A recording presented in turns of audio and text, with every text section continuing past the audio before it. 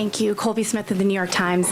There's been some debate about whether the Fed should look through the inflation that will come from higher oil prices stemming from the Middle East conflict. Is that the right approach at this juncture? And to what extent does the fact that inflation has been above target for roughly 5 years now influence the committee's thinking around this?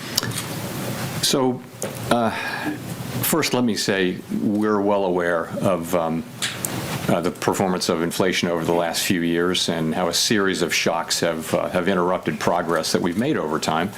And that happened most recently with tariffs, and now there will be some effects on inflation coming forward. The thing that's really important that we see this year is progress on inflation through a reduction in goods inflation as the one-time effects on prices of tariffs go through the system, go through the economy. That's the main thing we're looking for going into this exercise.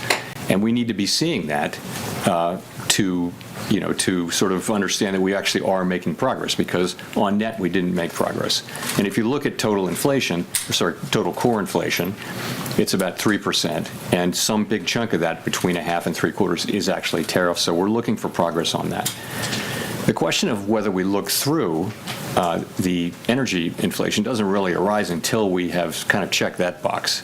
It, of course, is kind of standard learning that you look through energy shocks, but that's always been dependent on inflation expectations remaining well anchored. And I think now it's also dependent on what you mentioned, which is that broader context of 5 years now of inflation above target. We have to keep all of those things in mind, and the question of looking through when it does arise will be one to approach not lightly, but in the context that you mentioned.